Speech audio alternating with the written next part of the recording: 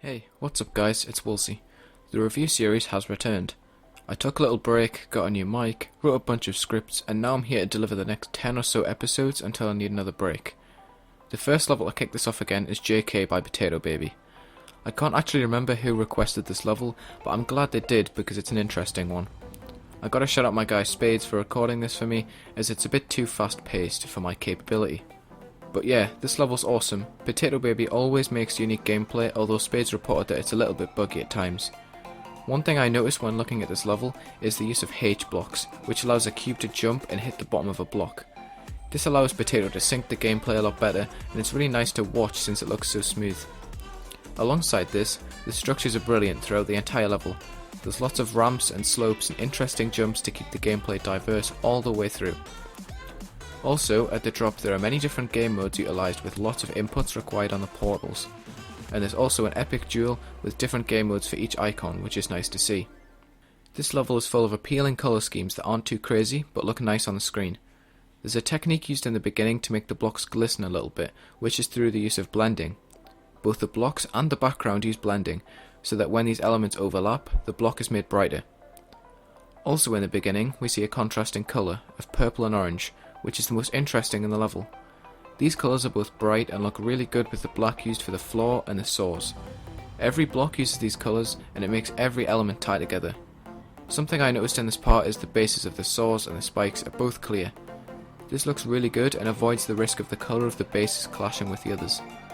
Although the level is basic almost all the way through, I can't help but notice that the arrows are the only air deco in this section. I feel as if a few pulsing circles could fit in between, sticking to the colour scheme, just for that little extra bit of variation. There's a nice smooth transition to the ball section here, which follows the same format as the previous section, but is monochromatic. The half blocks in this stand out more here because they have a darker base as opposed to a lighter one. There's also a subtle variation of the filler blocks. These have been changed from the Clutterfunk ones to the Stereo Madness ones. And the saws here have been changed to be 100% clear, which is quite boring, but it's different. I get that the level's meant to be quite simple and gameplay based, but the saws could at least have some glow to match the orbs. The ground spikes are also really cool and don't get in the way of the visuals. The blocks so far have mostly been copy pasted, but I like the style of the level and it has enough variation between parts in order for the level to stay fresh. The next part also has a smooth change in colour and transition into the mini cube gameplay. The jump pad block here has no filler blocks above it, however I'm sure this is done on purpose to ease the design into the next section. Again, this section follows a similar format. I like that the first half of the level is similar like this, as it makes the change of style at the drop more exaggerated and more special. But while Potato does this, there is enough variation to keep it interesting. Even the type of ground spikes in the deco there is changed, but in this section I'm put off by the lack of corner pieces on the edges on the ground. Another thing that puts me off about this section is the singular brick pillars here.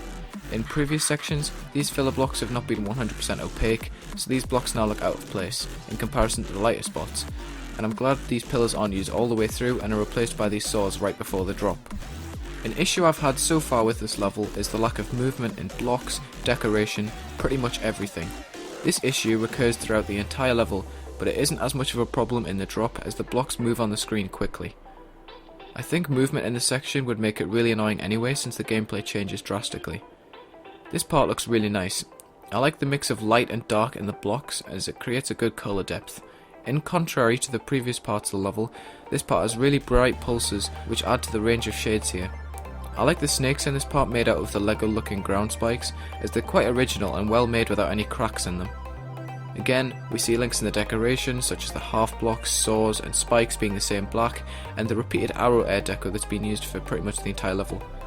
Alongside this, the blocks are really unique, varied in the next section to use the breakable blocks, which is simple but effective. The background is stretched over both sections of the drop, but that's okay because it looks nice. The second part of this drop gets rid of the lighter spikes on the bottom, which decreases the colour depth but makes for some really nice change towards the end. Overall, the level is really clean and appealing to look at. I really like the song too and it fits the style. It would be cool to see this rated. This concludes this review. The next level in the series is Fire Paced by Wally Walrus. I hope to see you there.